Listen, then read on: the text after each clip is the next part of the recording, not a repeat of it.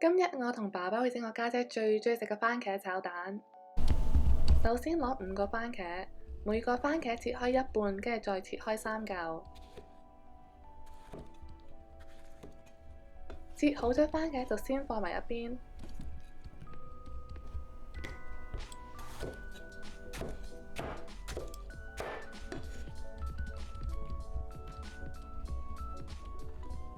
切好番茄就再切2-3條葱，每一條葱大約切2寸長左右。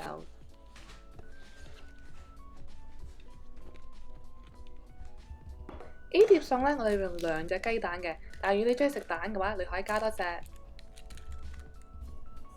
加少少鹽，跟住就發起佢，開火加油。啲油夠熱就可以加蛋，炒兩炒，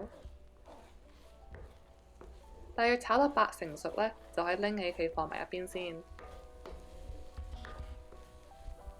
依家我就爆香啲蒜子，啲蒜子大約係淺啡色就可以再加啲番茄啦。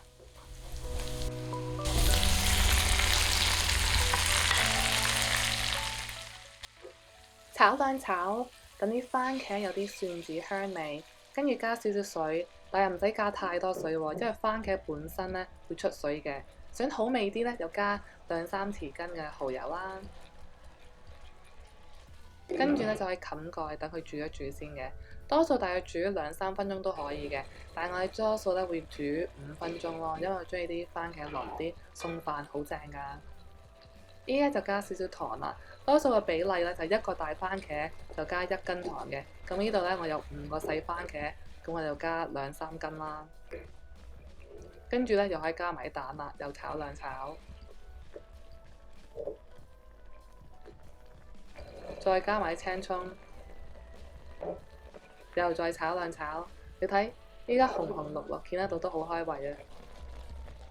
差唔多煮好就打個芡。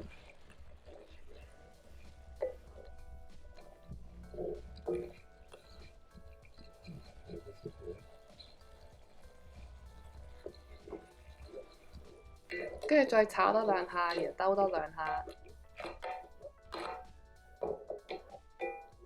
咁樣就可以上碟啦。番茄炒蛋又好食又容易整，我希望你都一樣咁鍾意食啦。咁我哋下個禮拜再見。